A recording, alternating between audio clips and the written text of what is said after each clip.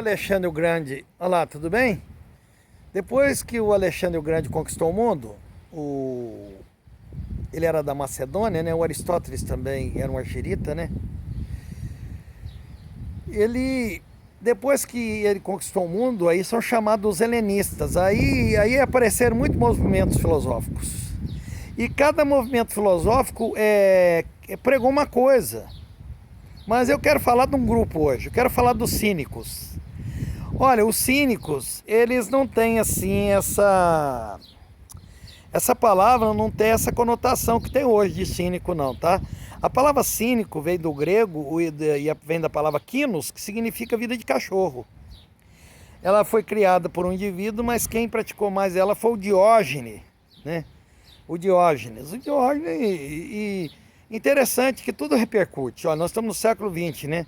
Qual é a figura hoje do Diógenes? Qual foi a personagem da televisão assim que ganhou tanta gente no mundo e fazia essa personagem? É o Chaves.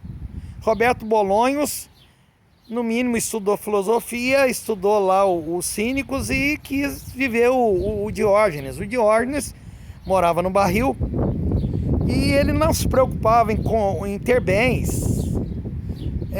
Ele achava que a alegria, que a felicidade não está em adquirir, né? Não está no ter, está no ser. Hoje, 90% da população está preocupada em ter e não em ser.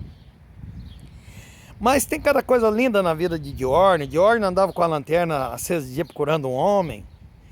Mas o Diógenes, ele era amigo do Alexandre o Grande. Alexandre o Grande gostava demais dele. Quando o Alexandre o Grande estava no poder, ele procurou o Diógenes. Essa história é muito linda. Ele procurou o Diógenes. Mas peraí, antes de eu voltar lá, o Chaves, por exemplo, olha, o Sou Madruga está devendo 14 meses de aluguel pro Sou Barriga. Sou Barriga é empresário. O professor vai na vila procurando casamento.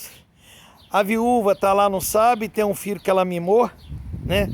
A bruxa do 71 vive lá a sua vida, o gato dela chama Satanás. Não, olha as evidências. Mas o Chaves não. Se tiver comida, ele come. Se não tiver, não come. Ele dorme lá dentro daquele barril. Ele é o Diógenes. Ele é o Diógenes do século XXI. Mas olha só aonde eu quero chegar.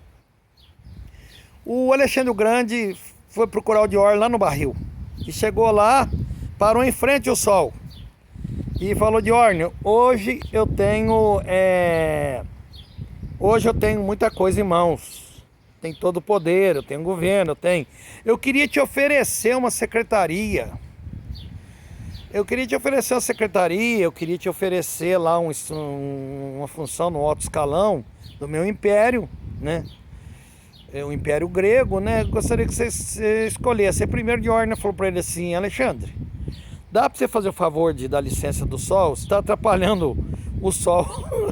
O Diógenes falou isso para o Alexandre o Grande. E ele falou: Alexandre, eu te agradeço, mas eu não quero, não quero esse cargo, entendeu? Muito obrigado, eu quero viver aqui mesmo. Ele era extremista, entendeu? Ele fazia xixi por ali mesmo, ele ia fazer sexo, ele não tinha muitos cuidados ali, não ficava escondendo demais não, entendeu? É uma figura interessante. O Alexandre o Grande estudou talvez respeitasse o Diógenes, porque Alexandre o Grande foi aluno de Aristóteles, né? O terceiro filósofo. Então o Alexandre o Grande falou o seguinte, muito bonito, ele disse assim: pessoal, se eu não fosse o Alexandre o Grande, eu gostaria de ser o Diógenes. Quer dizer, né? Alexandre o Grande entendia aquele sentimento. Né? Ele conquistava o mundo, conquistou o mundo, e o outro não queria conquistar o mundo, né? Gente, Jesus, né? Ele, quando veio ao mundo, né, era dono de tudo, era rei, viveu de tudo emprestado. Tem um escritor que diz que Jesus entrou pelas portas do fundo no mundo, porque entrou de madrugada, nasceu num curral, gente. O primeiro berço dele, quando diz manjedoura, é curral. Ele foi posto lá num curral, onde se coloca alimento lá para as vacas, para os bois. Era um lugar fedido, era um lugar mal cheiroso. E eu digo o seguinte, às vezes as pessoas ainda não conseguem enxergar Jesus porque a maioria estava dormindo ali, né, em Belém da Judéia. Outra coisa, Belém, onde Jesus nasceu, significa casa de pão, né? O que se faz numa casa de pão? O que se faz numa padaria? Se faz pão. E por isso que ele pôde dizer: olha, eu sou o pão vivo que desceu dos céus, eu sou o pão da vida, né? Que coisa interessante.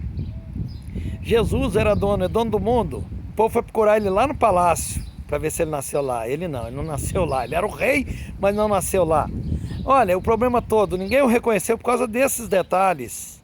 Olha, ele andava, o barco, ele um dia pediu pro Pedro pôr para lá, ele andava de barco emprestado, dormia na casa dos outros emprestado, nasceu numa família humilde, o pai dele tinha um jumento, né, um carpinteiro, ele aprendeu a profissão de carpinteiro. Outra coisa que eu acho bonito, doutor Augusto Cury diz que Jesus, né, era Deus escondido na pedra de um carpinteiro.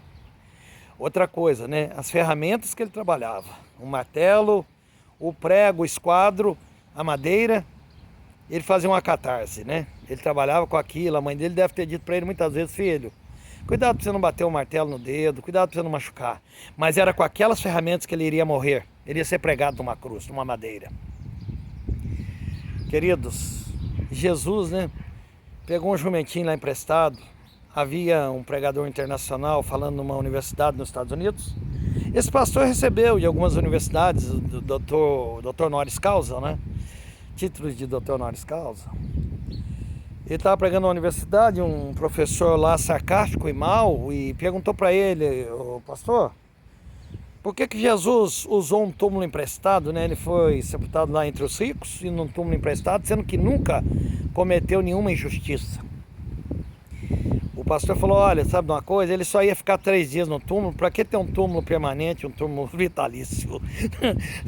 Será que Jesus também não fez questão de dizer que os cínicos também estavam por ali, os pensamentos?